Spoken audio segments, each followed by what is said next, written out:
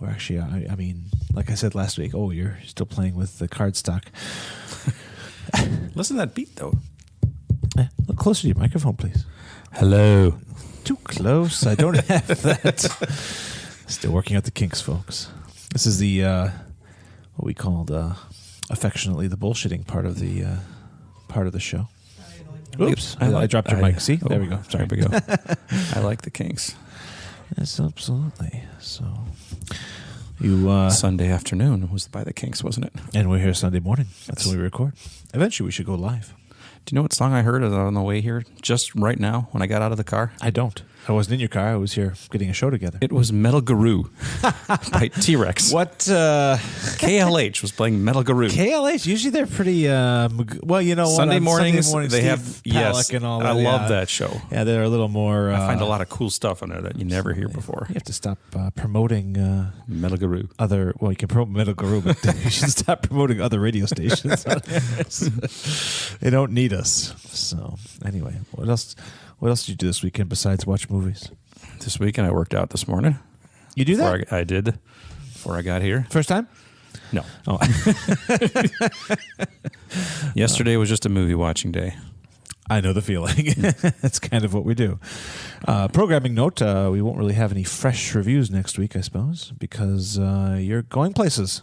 But are we going to do something in the middle of the week? Yeah, I would think so. I've got some ideas. So we will pretend we'll have something fresh. You know, radio's just a big lie. Exactly. And we're going to be live Sunday morning. We'll be live lying Sunday morning. Sunday evening, actually. What day are you actually departing? Actually, probably Saturday morning. Early Saturday morning. All right. What part of the country are you going to? Kansas City. People willingly go to Kansas City? Yes. No offense. I've been to Kansas. Actually, I was in Kansas City earlier this year. Oh. What's going on there? Nothing. Is this part of your county thing? Yes. But we should should talk about that sometime on the air. You should be doing a podcast about this. My pal Jenny Baker's probably showing up in Kansas City too. Oh, that's very nice. Taking the jaunt over from St. Louis. I know Jenny. Sort of. Did I meet her in person once? No. She's only been to Wisconsin once. I feel like but I guess it's just because maybe there's like a video. Unless you went to St. Louis. I absolutely did not, would not. No offense to people in Missouri, but I have not been there. Interesting. We had, I'm not going anywhere. You're Facebook friends with Jenny Baker. I think we've discussed enough stuff now that's I think what happens with social media. I think eventually you talk to people so much you sort of feel like you've met them. Indeed. I feel like I've had at least one face-to-face meeting with her when in fact that actually is just not the case. Have you met Greg Novacek? Once. Did you? I did. He came up to, we're going to talk about him on the air today. You were in a bar with him somewhere, weren't you? I met him at right. the Ale House in Grafton, the Milwaukee Ale House in Grafton. Yeah, go figure that one out. I saw him at Il Ritrovo, a pizza restaurant in Sheboygan, which is fantastic. One time? Well, I went to high school with him. He was 2 years ahead of me. I'm sure we crossed paths. And in fact, actually, I think I do remember crossing. He was actually a few blocks away from me because I was on 38th and he was on 36th, I believe. Or he was on the same block where Ross Remacher and we're just name dropping away here. We should get all these people to listen to this show. I don't think anyone. Where is Ross Remacher these days? Well, I have no idea. If he's a movie fan, maybe we can get him to listen to the show. He was a very bright boy. Well, yeah, we were busy watching movies. He was studying. Mm-hmm. We're doing a podcast, and he's probably making billions of dollars. Yes. Yep. Funny how that works out, isn't it? Very interesting. No regrets. Yeah. Where did you go see this week's theatrical? The Marcus in Sheboygan yesterday at 11:30. I think it was you were getting out. I was going in. Yes. I mean, literally, it was like a turnstile type of thing. There were two other people in the theater besides us. I did a little box office look this morning. Not that I like to do that, and I think it's number 2, right? Because Midway was number 1. Of all things. I thought that was going to be this big. It looked like something that would just kind of disappear and not do well, but it's unfortunately it's doing. Oh well, okay, we'll talk about that. I'm on the verge of giving opinions here. That means we better start the show, folks. So here we go, episode 2.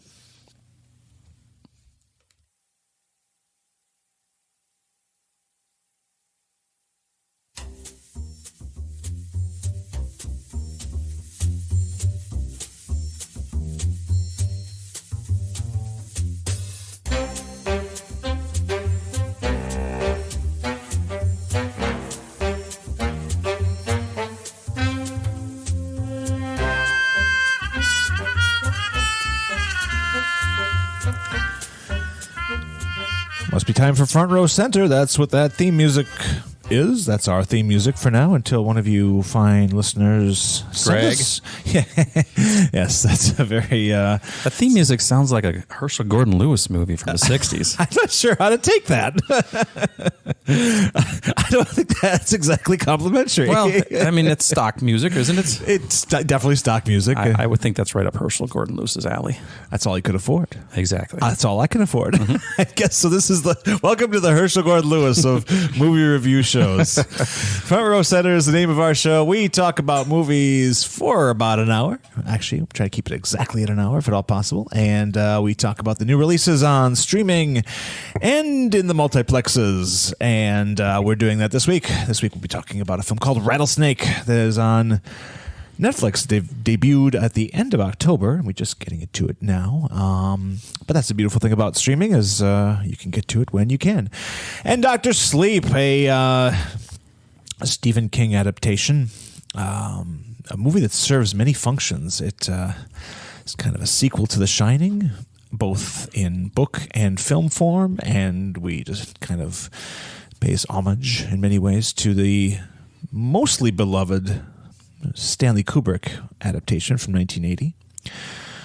What's your experience with The Shining? You know, The Shining is a legendary movie for me, but I don't know how it is for you. That's so. You know, when I was a kid, when that came out on cable, I probably saw it when I was 10 years old, 11 years old for the first time. And I remember being disappointed by it because it's very long. It's 2.5 hours long. And, you know, it's got this renown, kind of like Texas Chainsaw Massacre. You think it's got this reputation of being some super gory, sloppy movie, and it's not that at all. And The Shining isn't an overly gory or, you know, back then when I was 10, 11, that's what I was looking for in a movie. So it was long. There wasn't a lot going on. It just seemed to drag on. However, over the years, that movie has grown and grown on me. I haven't seen it a ton of times, but the atmosphere, the mood of that film is fantastic. I watched it again this past week just to get geared up to watch Dr. Sleep. Oh, very nice. And I've been meaning to watch it actually for the last several years again because just I even think about that movie. God, I gotta watch that again. I gotta watch that again. And I did finally this week, and it is a great movie. I enjoy it very much. I know Stephen King didn't think highly of it. He's not a fan. No. You revealed something to us that as every episode goes on, the listeners will learn more and more about us. And what they just learned about you is that young Burt was a gore hound as a kid. That's all he wanted out of his movies. Yep. Why don't you just go to like the butcher shop and just watch what they did over there? If that's what you're looking for. No, I once got chased by a man in a butcher's in a butcher's smock. I don't know what we did to him, but me and Chris Storley, and Doug Wall. I was really hoping you wouldn't ever name drop those people on this show, but you have, and that's great. I think we were chucking apples or crab apples at this guy on a motorbike, a little mini bike or something, and he got off and chased us, and he had this bloody smock. We were terrified. We leaped and we just ran like hell. World famous gorehound and hooligan. And I suppose we should introduce ourselves, and what better time to do it now? That's Burt Wardell. He hosts a show. I don't want to call it a show. I guess a channel on YouTube. We didn't really discuss it at length last week, and we should. 89,000 subscribers. Are you one of them?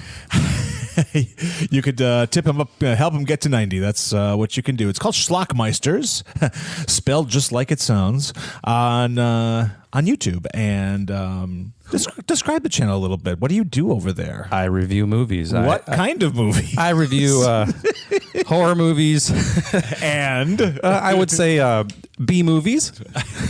That's not all, kids. I think you could kind of say some sort of softcore, erotic thrillers, not really thriller. Not even thrillers, No. just those silly sex comedies that used to show up on cable in the 80s heyday when we were growing up. It's possible over time, and you got to be close. And you've been doing this now. It was funny. I was kind of thinking about this the other day, but you're probably coming up on your 10-year anniversary of doing this. Well, I mean, it was like 06 when... No, it was 2012 when that... It was 12? It was 12, Oh. January of 2012 when we started that channel. However, that channel went away, and I started a new channel in 2018. Okay, so spring of 2012. So it's been about 18 months. 8 years total, maybe. Yeah, then, and I'm slowly redoing those old reviews and putting them back up again. So right, absolutely. Yeah, you occasionally give the YouTube police a little run for their money. Yeah, I've been pretty well behaved in this one though. No boob has shown up in my videos, and that's what got me in trouble the first time. So they don't mind if you chop a few heads off or slice some throats, but you show a boob and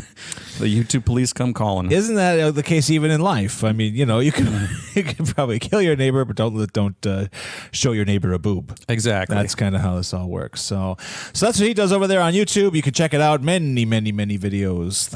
Are you over 1,000? Well, if you count the old videos, I think I remember review number 1147 or something like that. But I still have about 500 old ones that I need to redo. It's a very impressive output. There's about 600 videos up there right now. Yeah, I started the channel, and I did, I believe, a grand total of 3. No, you actually did, I think 6. That is 6. All right. You did either 6 or 8, but I did Grave of the Vampire. You did Grave of the Vampire. You did Soul Survivor. You did the Yorga movies. Count Yorga. The Return of Count Yorga. Something Weird you did. And you did something called Weekend at the Babysitter. I think those were the 6 you did. Yeah. Yes. Wow. Weekend with the Babysitter. Oh, yeah. You did that later. I re-reviewed it, yes. It was part of a package... part of like the drive-in, the B movie. The B movie band. Yeah, it's from Mill Creek. That's quite Weekend a with thing. the Babysitter. So all physical media stuff, folks. I saw an article this morning about a new video store, brand new video store. I believe I want to say it was somewhere in the South. Is it? And it's not Grindhouse releasing in Tampa, is it? Black. Yeah, they.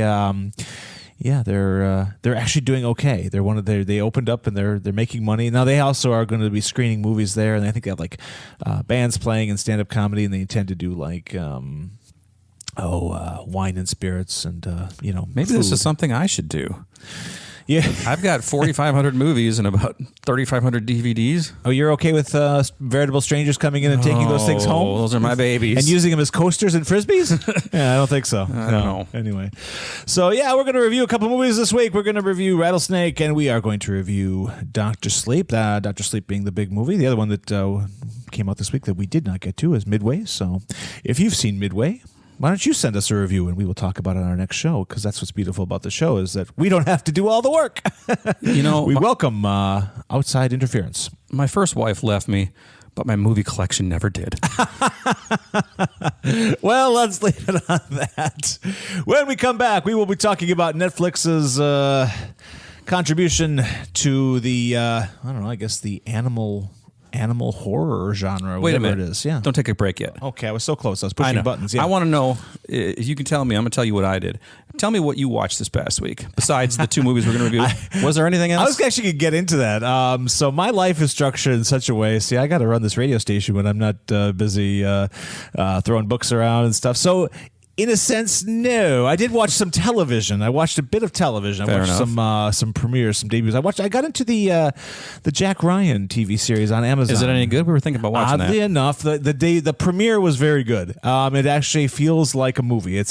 They spent some money on this thing. Wait, who's the guy? Is it the guy from The Office? The guy from The Office, Krasinski, and also Quiet Place. Yeah. So it's and I'm not a huge fan of like that Tom Clancy techno thriller, techno babble type of thriller. I mean, they're fine. I thought Hunt for October was fine. I thought Patriot Games was okay. I didn't particularly care for Clear and Present I don't think Danger. the critics did either. I don't remember liking that one that much. I liked quite a bit, although the critics didn't. I actually enjoyed the Ben Affleck entry, The Sum of All Fears. Yeah, I did not see that. I liked that one. I I'd thought forgotten that was really that he well played done. that role. Yeah, absolutely. This is different, and the reason that I liked the premiere anyway, and I don't know if it'll sustain this quality throughout, but I enjoyed the fact that Krasinski plays Jack Ryan as fallible. He's not this super, he screws up, and I like that. I don't know. I guess I'm a sucker for failure. What can I say? So yeah, I will say that it's definitely worth watching it, to the point that actually I will definitely be returning for episode 2 this week. Now, what did you watch this week? You have a piece of paper there. I do. You brought notes. I did. I actually, since I left you last, I watched 18 movies this past week. Good Lord. Go ahead, rattle them off. Then we'll take a break. This is a typical week, by the way, for me. Typical week for Burt. Okay, I watched The Shining. This is kind of in order here, at least by day. I watched The Little Girl Who Lives Down the Lane. Jodie Foster. Jodie Foster and Martin Sheen, yes. I watched a long time. Harvest Moon, Hallmark. There are 6 Hallmark movies in this list. With 6? But that means there's 12 that weren't. That's impressive. I watched something called Screwball Academy. Sure. Forever in My Heart. That sounds naughty. No, that's called Hallmark. That's Hallmark. Okay. It can go either way with those, you know. It can. It can. I watched something called Campus Swingers. Sure. We all got to go to college. Yes. Till Death Do Us Part.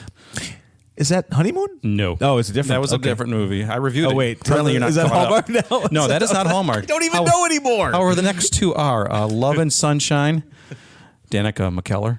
Love, I can't even read my notes. Love at First Dance. Of course. Yes. Absolutely. Yes. And November 7th brought me something called Secrets of Love, Three Rakish Tales. I remember that one. I remember when you recorded that originally. That was like a VHS movie of yours. I remember Yes, that. it was. Absolutely. Quite a film. And then we watched something called Fast Lane to Malibu. We watched Under the Autumn Moon, Hallmark. We watched something called Let It Snow, which I think we're going to review next week or the next. Next time we review, yeah, that's Yes. on the list. Absolutely. I watched, and then yesterday was a 5-movie day. We watched Rattlesnake, which we're going to review shortly. Your wife joined you with that one? She did. Mine did as well. She did me all 5 of these yesterday, actually. Dr. Sleep, a movie called Like Crazy, a Hallmark movie called Picture a Perfect Christmas, and The Italian Job, Charlize Theron. Oh, yeah. I remember that. That was Edward Norton. Edward Norton. Yeah, yes, Donald Sutherland. I own the original with Mark Michael Wahlberg. I had the original with Michael Caine. I actually own that. That was a remake. This was a good movie, actually. I've heard good things. I heard some of the car action was pretty impressive. Yeah, it was. Absolutely. 18 movies for this week. All right. Can I do 20 next week? Probably not. I mean, not. You're going out of town. Not that ever stops you. I guess. I mean, you're going to be driving, so I hope you watch the road. So anyway, all right, folks. That's where we're coming from anyway. So tell me you're not in the right hands for a movie review show. We've got some experience. We've logged some hours here. So we will come back and talk about the rattlesnake in question after this.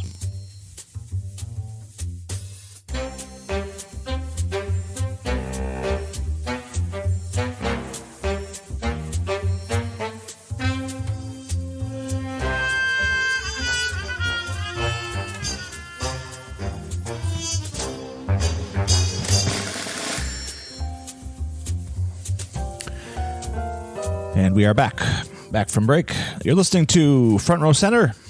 I originally called this Front Row Center Reviews, but that just seemed like too much of a mouthful.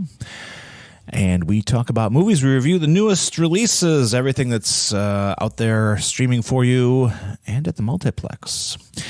We're going to start this week with a movie called Rattlesnake. Now, when I let you know, when we were kind of wrestling with what we should, what streamer we should watch for this week, and I threw a couple titles out there, and then when I said Rattlesnake, you said, hey, that sounds like a trashy B movie. Let's do that one. So I couldn't convince you to do Secrets of Love 3 Rakish Tales, though. That is not new to streaming, nor will it ever stream, although No. You know what's interesting? Oh, man. This is an idea. We should start a streaming service that only streams that kind of softcore West German, European, Eurotrash stuff. I've got those films. And everyone's obviously looking for them on YouTube because your numbers are huge whenever you post one of those reviews. So people want this stuff and they really can't find it. I mean, that one, the one you just mentioned, what's it called again? The Secrets of Love 3 Rakish Tales. Yes. Thumbnails, my friend. Thumbnails brings those people in. Well, thumbnails There's a lot of thumbnails to choose from in those movies. But that's what's great is when you're trying to pick a streaming film, you go by the thumbnail frequently. So we got to get on that. We have to find. Oh man, Island of a Thousand Delights, The Joy of Flying, and of course the classic, She's 19 and Ready. Although oddly enough, as they say, she was more like 22 and not so ready. Exactly. Yeah, so she was 22 and a prude. I think Joe Bob said that. Yes, he did. That rings a bell. So She's anyway. a 25-year-old tease. Oh my. She's not 20. She's not 19. She's not really ready. Joe Bob Briggs, he's still out there. Yes, he He's doing is. his thing. He's looking old these days. Just the last time I looked at him, I was like, wow, he's really getting up there in years. But, as are we all. So anyway, Rattlesnake premiered on October 25th on Netflix, streaming only, and directed by a guy named Zach Hilditch and starring Carmen Ejogo, who I'd really never seen before. But anyway, what we need to do right now is turn it over to the master, the man who can summarize a film with remarkable aplomb. Go for it. By the way, Carmen Ejogo, if that's how that's pronounced. I'm probably mutilating it, but yeah. Do you know how old she is? I would guess from the spending some time with her yesterday, I would guess potentially low 30s, mid 30s.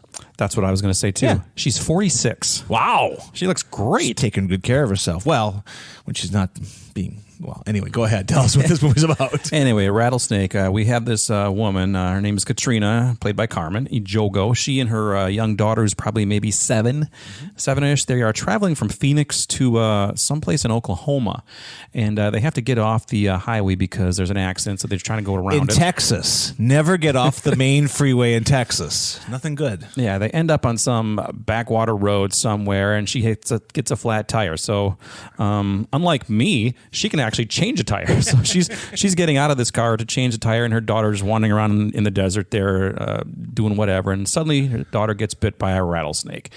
Big old holes in her leg, and mom's freaking out, and she doesn't know what to do. And then she finds this trailer, and this woman's right there. So she goes into the trailer. My daughter needs help. Blah blah blah. The woman inside this trailer, some mysterious like woman, says, "It's a good thing you found me. I can help. I've done this before." Seemed to be the principal focus of her life, really. Yes, exactly. So she fixes her up. She fixes her tire, and then she takes her to the hospital. And suddenly she's going to be fine. However, when she gets to the hospital, this man comes in and says, "You have a debt to pay." And she's like, "Oh yeah, I owe the hospital. Here's my insurance." Blah blah blah. And he's like, "No. You have a debt to pay. Your daughter was saved, and in exchange for that saving, you need to."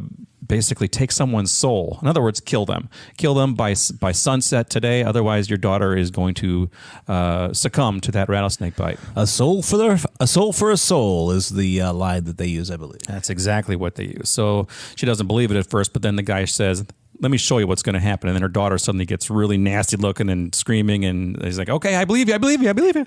So next thing you know, she has to spend the next 7 or 8 hours plotting to kill somebody. Anybody. Could it be the old man in the room next door who's close to death or what? But that's what she's got to do. That was awkward, wasn't it?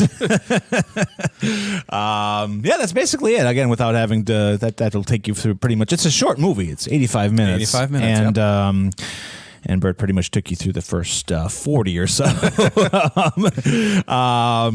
So in a sense, to review this thing, the director of this, Zach Hilditch, his prior film, which I think was a Netflix-only film as well, is called 1922. That also... Oddly enough, this is funny how this worked out this week. That was a Stephen King adaptation of a short story. And that actually has really good reviews. And the reviews are very good for it, too. Absolutely. I think it's an important distinction to make because this film at its core functions very much like a Stephen King-esque short story or perhaps novella. If you've read any of King's short fiction collections, which I have, or novellas, this Rattlesnake has the exact same approach and structure and certainly subject matter. It's a Twilight Zone style morality play, pound of flesh, or soul for a soul, as they say in the film. And here's the thing with Rattlesnake. I found it to be actually, and then maybe it's the curse or blessing of low expectations.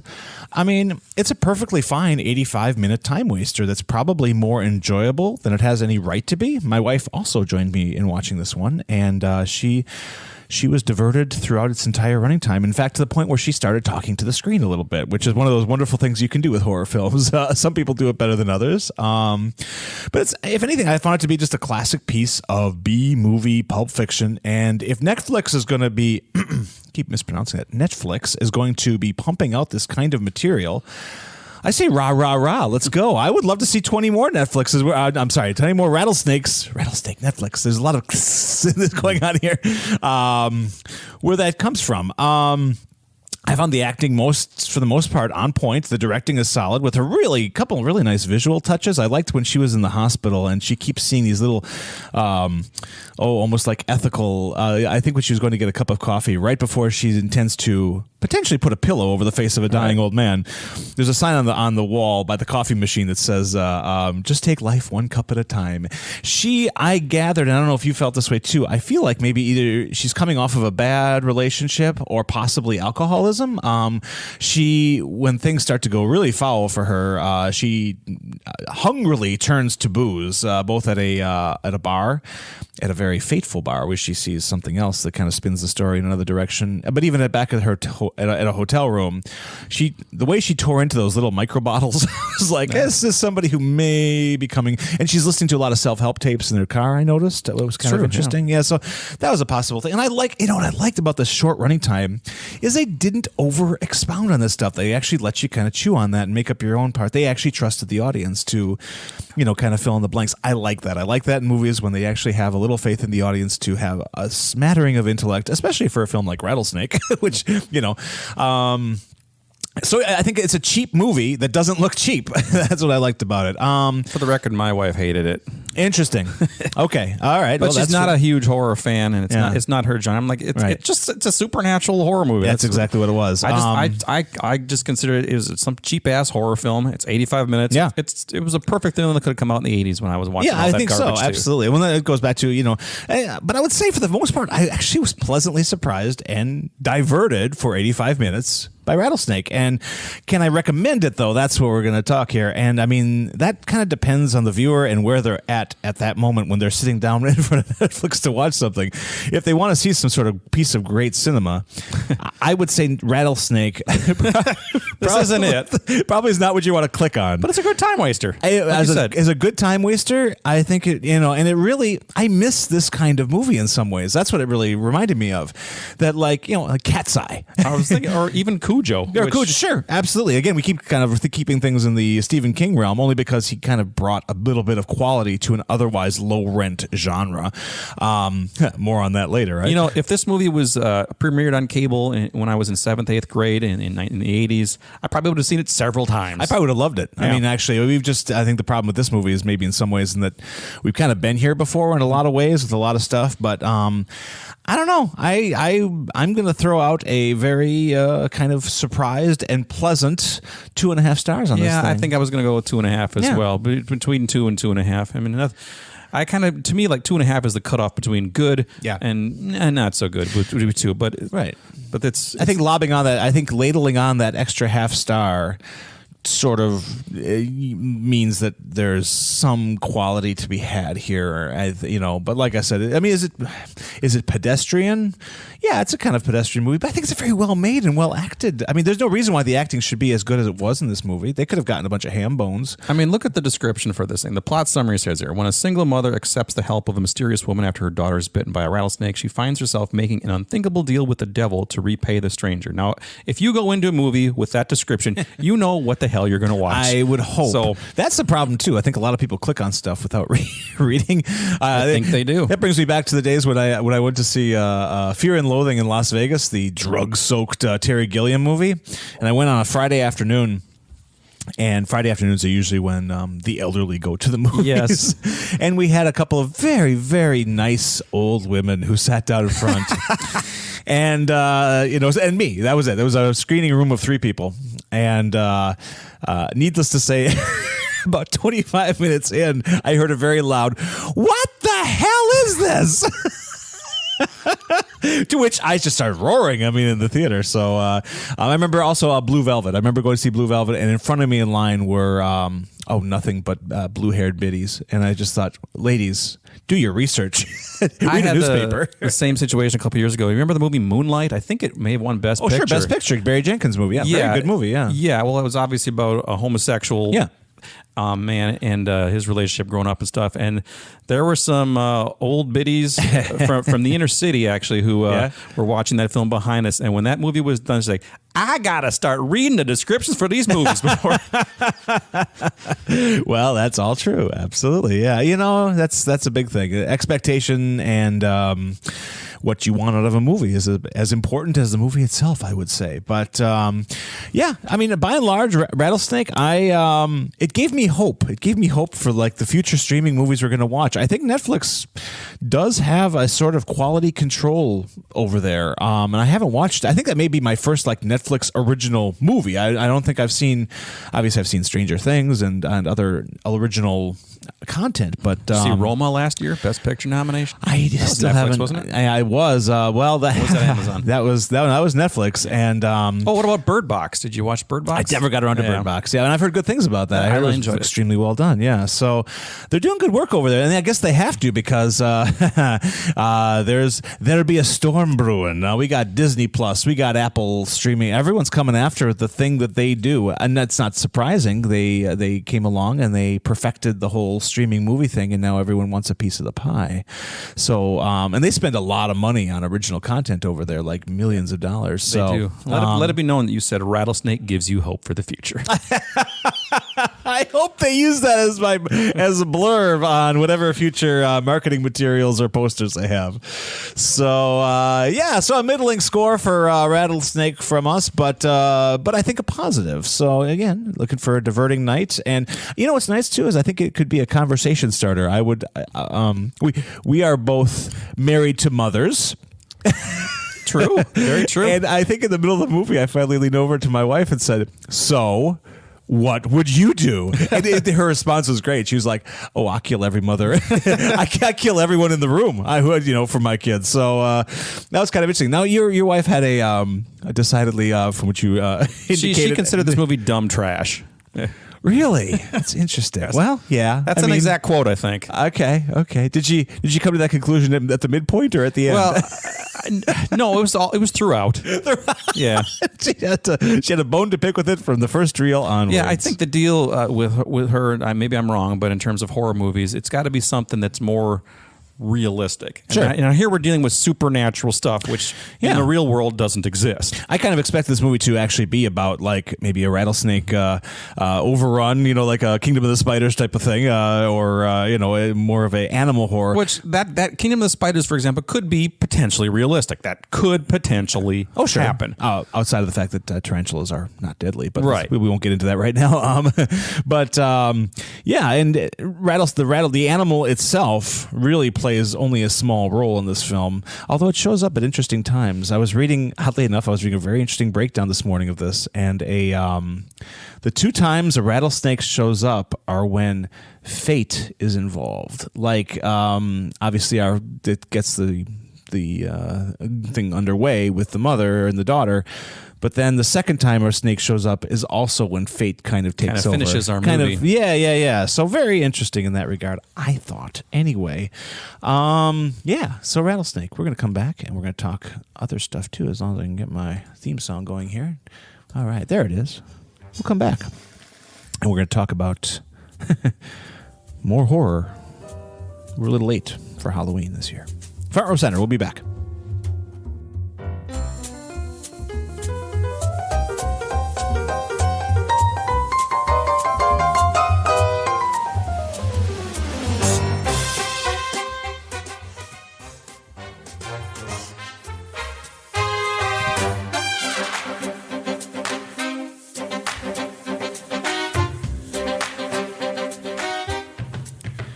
Little more Herschel Gordon Lewis movie music for you there.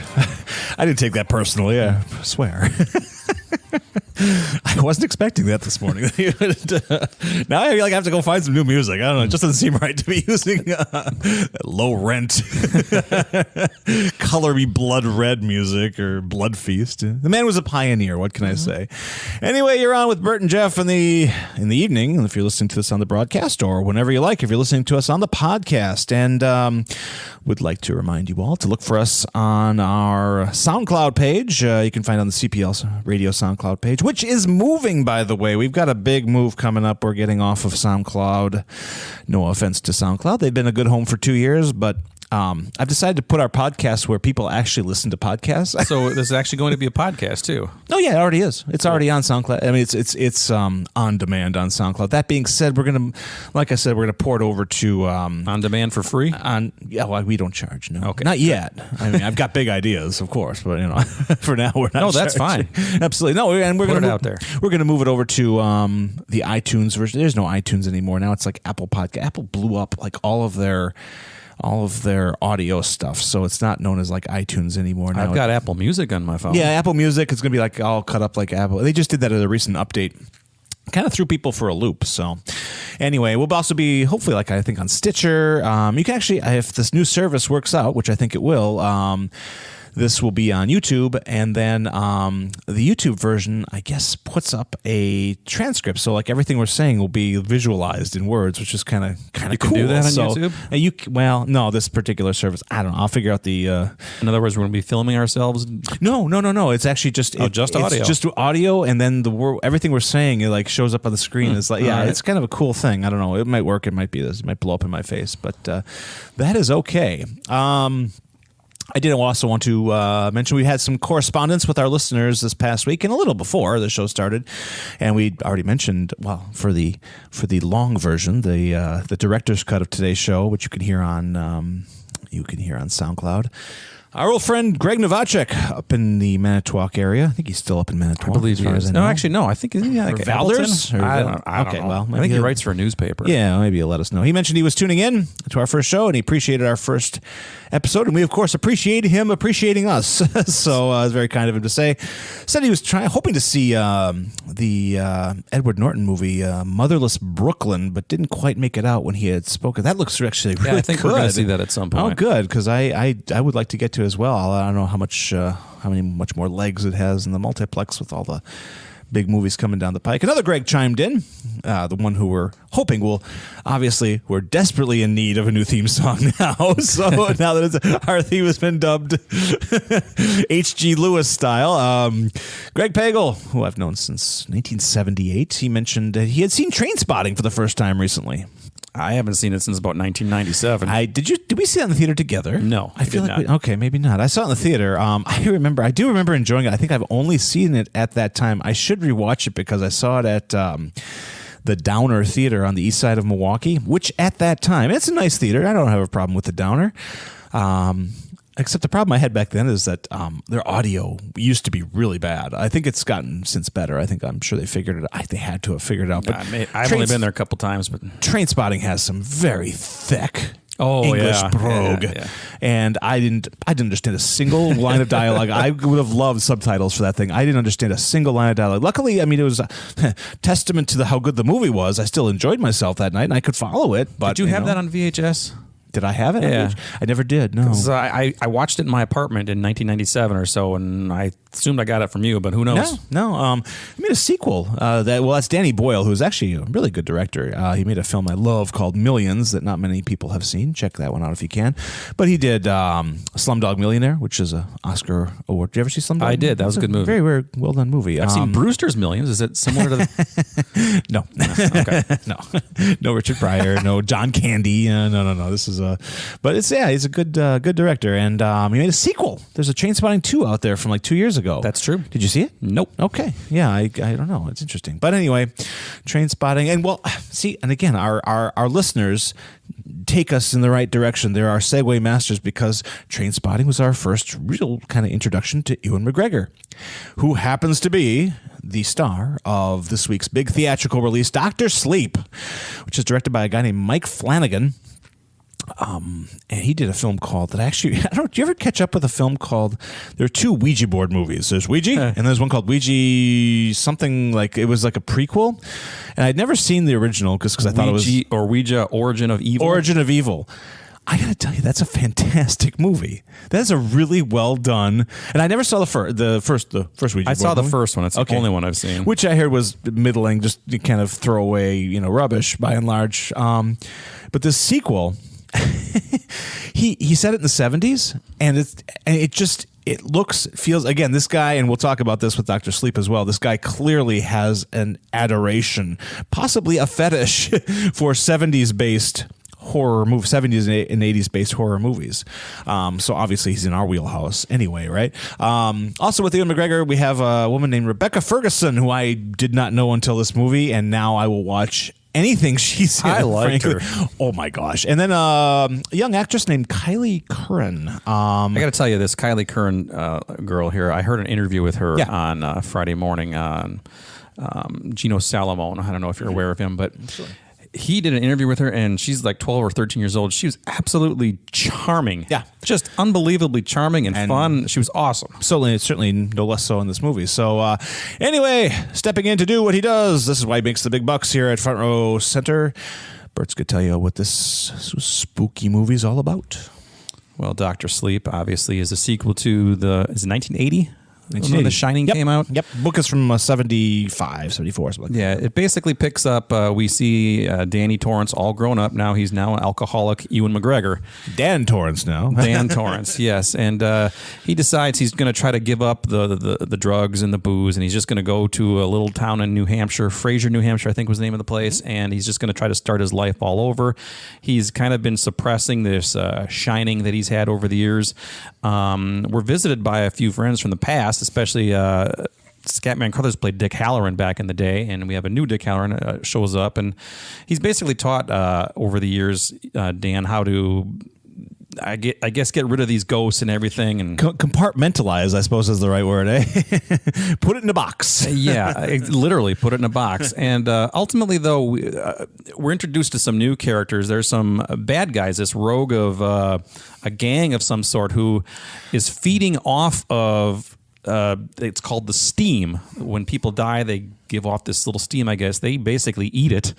And apparently people who shine give off the best steam. So they've been trying to basically hunt down people who shine and steal their steam, kill them. And they find out that there's this little girl somewhere. I think she's also in New Hampshire, somewhere up there. And Abra, yes. And they want to track her down. They've detected her finally. And well, basically, she's a good guy, Dan's a good guy, and they want to go after the bad guys who are this gang. By and large, yes. The gang is called the True Knot, I guess. Which you didn't really hear that. I don't know if that's dropped in the movie, but that in the book, that's what it was called. I'm just sort of reading here. Yeah, I don't think they mentioned that, actually. Kind of I don't want to say like a cult, but they're like this sort of hippie, gypsy kind of cult, and it's so that's basically the film, and let's just say all roads lead back to The Shining in some ways. Well, yeah, literally they get there. Absolutely. So I have to give the writer and director Mike Flanagan,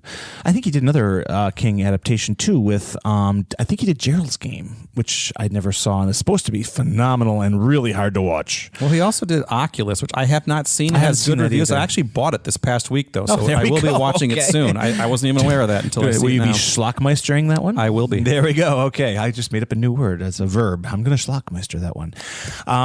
So Flanagan here, I got to give him all the respect in the world. He's done something Herculean and insurmountable in that he's somehow bridged the gap from the world of the King novels in question here and the Stanley Kubrick world of this 1980, the film version of The Shining, which we mentioned earlier, the author famously did not care for, but they just kind of, and they rebuilt impeccably, I might add, the visuals of the Overlook Hotel, and even when they were kind of flashing back to some of the events post Shining World, which we do revisit 1980, as the titles on the screen say. Well, obviously they didn't get Shelley Duvall, but they didn't try to digitally create them either. But they just got actors who. Are you sure Shelley Duvall wasn't the original? No. The original, yes. Yeah. No, but no. When they showed the scene, I know it was a different Jack Nicholson. Yes, that clearly wasn't Jack, but absolutely. I thought it was Shelley Duvall. Nope. When they showed I thought they showed a clip from The Shining in there when he bashed the door and she was holding. Oh, the knife. that. Yes, I watched that very closely because I was wondering if they were going to use her. That may have been her, but I almost feel, and you don't. It's there for like a second. Yes.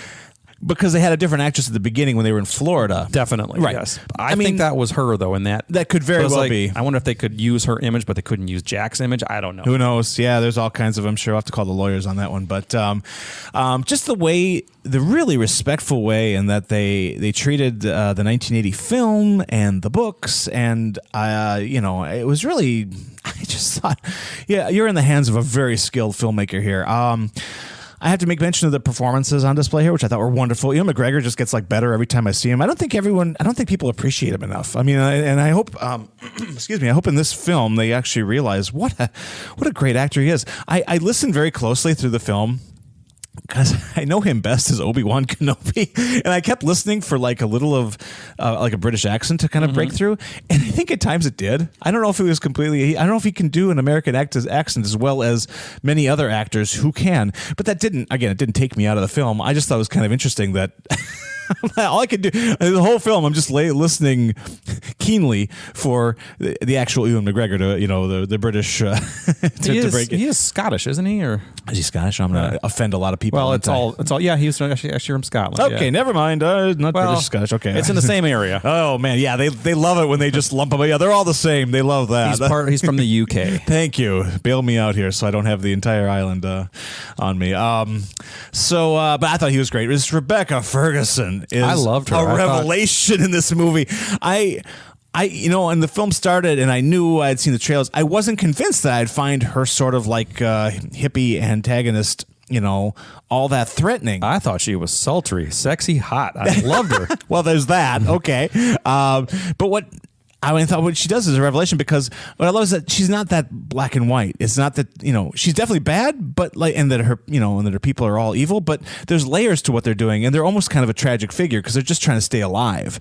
And clearly she's been alive for a long time. Yeah. And so I love the fact that we're getting away from from like saying, oh, the vampire's bad or the mummy's bad. I mean, there's layers to her. There's actually a strange, like you mentioned, somewhat eloquently, that there's a likability to her character in some ways. She refers to people as like darling and sweetheart but I find that actually in some ways psychologically more terrifying than like Pennywise the Clown, which again, to put things into perspective of Stephen King, and it's funny because really Pennywise and this group, Rose the Hat and all that, they're kind of out for the same thing. They're out to like they want to drink fear. I mean, Pennywise mentions, I think, in the It movies and certainly in the book, I guess, that fear tastes delicious to these characters. And so same with Rose the Hat, where like the more terrified they are, the tastier the steam is, I suppose. Well, let's be clear here too. Obviously they are what they are, and there's some sort of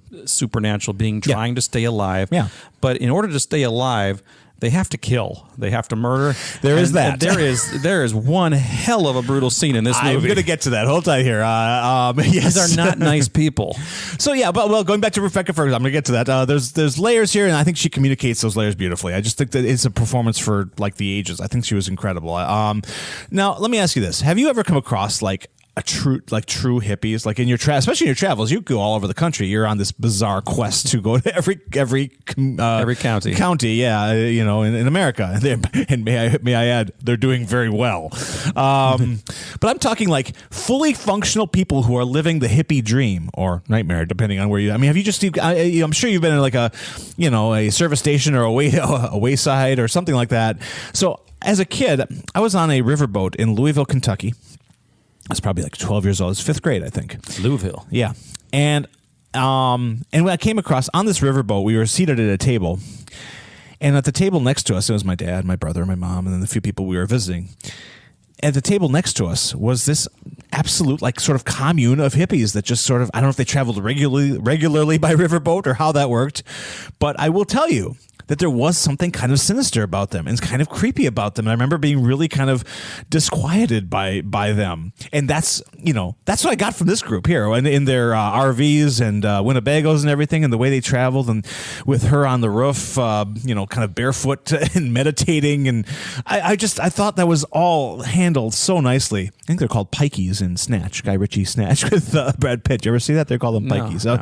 So I love that. And there's just, that leads into all these other like really delicious things in this film. The communication through the chalkboard in Dan's room, I thought was a really nice touch. The cat who becomes sort of his sidekick at the hospice because he kind of helps people to cross over to the next phase of existence. That cool sequence with Rose the Hat traveling across the skies and invading Aberystwyth. I thought really that was cool. Beautifully handled. All the file cabinets and how that all was handled. Just these delicious little touches that made this such a pleasurable ride. Now, that was the pleasurable side of things. Let's talk about the displeasurable side of things, which you've already indicated.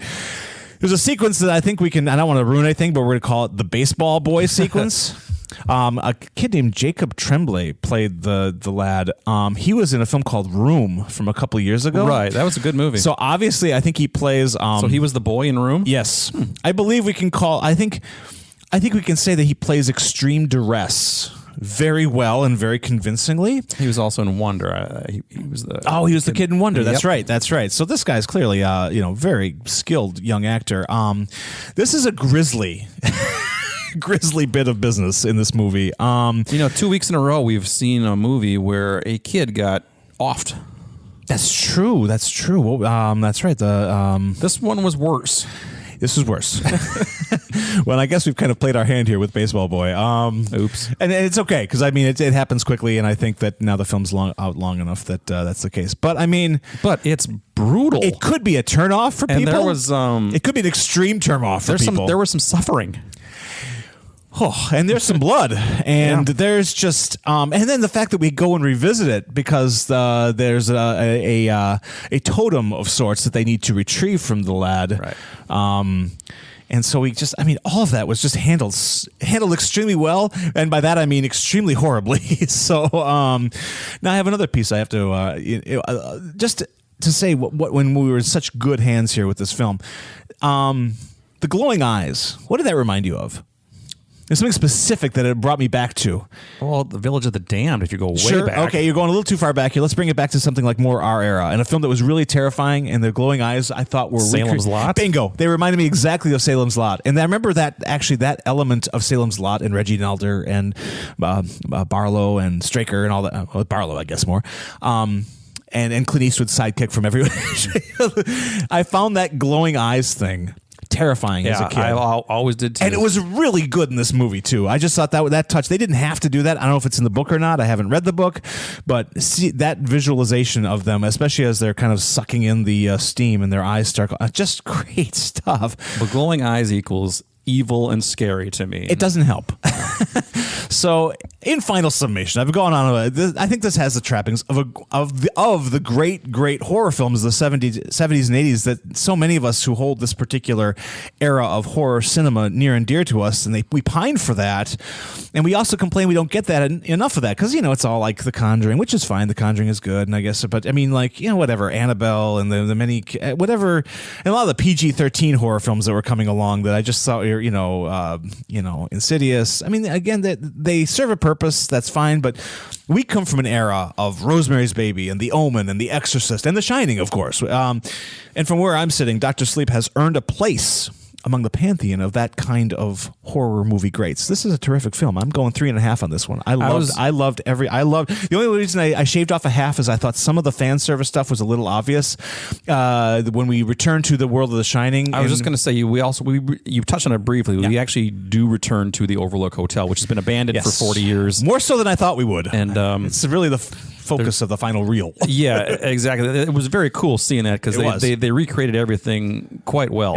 Yeah. I believe the original it was filmed on a set. I think that those were all set pieces. Yeah. Although the exterior of the hotel is a real hotel. Actually, I've been to that hotel. Yeah. It's near Mount Hood in. And they showcased that hotel, I believe, in the television movie adaptation of The Shining. I think they used.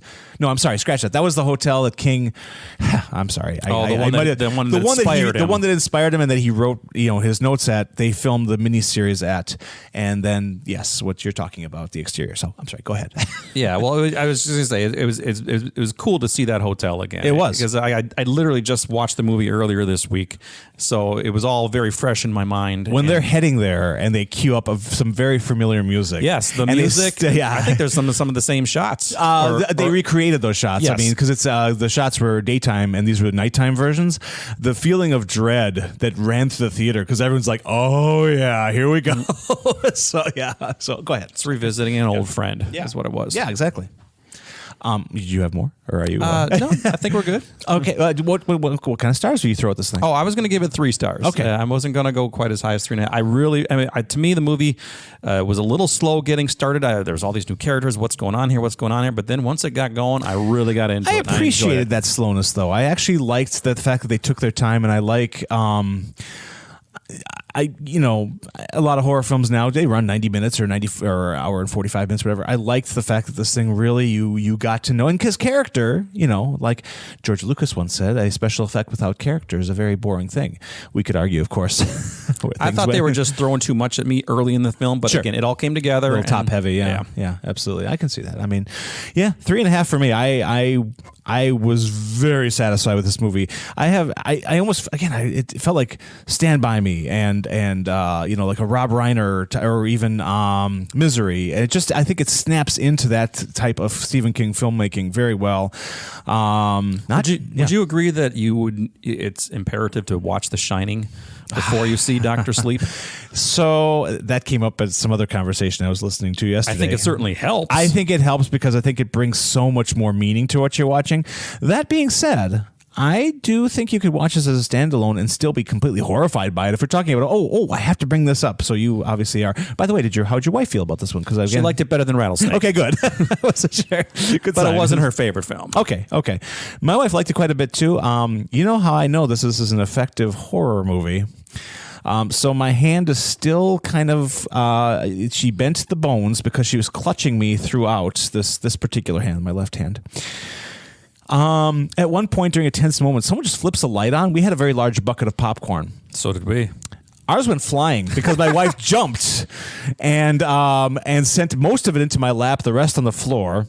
I hope you saved that and gathered it up. I kind of get. Yeah, we did okay. Yeah, maybe the floor stuff you left. The floor stuff I left, but the lap stuff I definitely ate. It's my lap. It's my corn. What do you want? Okay. And my favorite thing is at one point she let out an absolute blood-curdling scream in the theater, and I was I wasn't scared by this movie because I don't really get scared by horror films. I wish I could get scared. You're right, we're too jaded. That being said, I was tense. This movie tensed me up. My jaw. Also, I have like a TMJ thing with the jaw. It comes with age, kids, and it finally just stopped clicking this morning because I was clenching my jaw a little bit, and I liked that. I certainly like and appreciate any film that can make me can bring me some sort of physical harm. I can tell you, there's actually two off subject. There are two films that actually scare me to this day. One is the aforementioned Salem's Lot. That movie gets me every time. The other one is The Howling, the original The Howling. Yeah, when I can see that. when the werewolves are shaking the cabin and they're inside, and those two movies get me. Powerful stuff, folks. All right, well. That does it for Dr. Sleep. Not doing real good out there. I checked the box office this morning. Like you said, it's number 2. This is traditionally a kind of dead week at the box office, unfortunately. It's a dead time of the year. Yeah. So, I mean, we're marching up to big stuff like Star Wars and Frozen 2, so I guess this is kind of the calm before the storm. I also appreciated, by the way, that Warner Brothers put their old logo at the beginning of the movie. I thought that was kind of a cool touch. I didn't even notice. Oh, yeah. No, I noticed that kind of weird stuff. That's just how I'm wired. So, anyway, check out Dr. Sleep. I would say 3 stars from Burt, 3.5 from me. We're big fans of this stuff. Come back, we'll wrap things up again and maybe have a little Star Wars chat. These things go long. I've got to plan these shows better. We're getting there.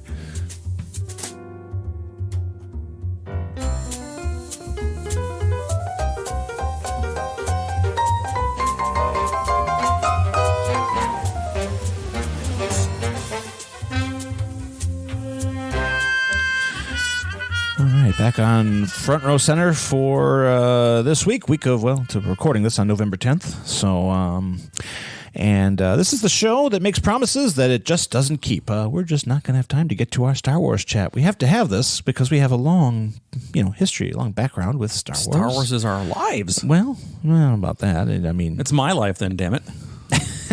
We should talk. We'll have to unpack that when we have our Star Wars chat. To recap, we got agreement of 2.5 stars on. Oh, actually, 2 and 2.5. How did that work this way? We did 2.5 on each on Rattlesnake. So on Rattlesnake, 2.5 from both of us, and then by and large agreement on Dr. Sleep with 3 and 3.5 stars. No arguments yet. Not particularly. They're coming. Don't worry, folks. There's a storm coming. You want to do Transylvania 65000? We might. We may have to. I was thinking of doing a segment on the show world famous Burt and Jeff arguments on films. There's a couple out there that we could just go round and round on and probably fill a Fill a half hour. We could take calls too. We could take callers on that one just to kind of talk us down from our rage. So anyway, that's the show, folks. Next week we're coming back with a special show. We're going to count down, since we're about 6 weeks away from not just the end of the year, but the end of a decade. I mean, that's pretty substantial. Oh, that's true, isn't it? The decade's ended. Well, that's why I brought this up. So we are going to count down.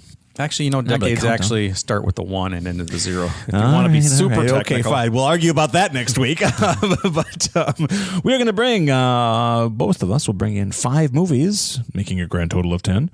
10 films that we think are the best of the decade. Doesn't exactly mean they're the best made films, but probably just the films that we consider the best or gave us the most fun, either at home or in the multiplex. Is Rattlesnake going to appear on your list? Rattlesnake as a 2.5 star movie will not make it the list, but maybe we should do that. We'll do an interesting show. The best mediocre films of the decade. So we'll do that. All that and more on Front Row Center. Thank you for tuning in, everybody. Make sure you look for us on Facebook. Front Row Center is the way to find us on Facebook. Leave us some messages, and feel free to send us your audio reviews or whatever, or just type in a review for movies you've seen, what you're watching, what you've been enjoying. We will talk about it on the air. Until then, next week, we'll be back. Burt will be here. Look for him on Schlockmeisters talking about a lot of movies and some skin. Yeah. Till then, folks, thank you.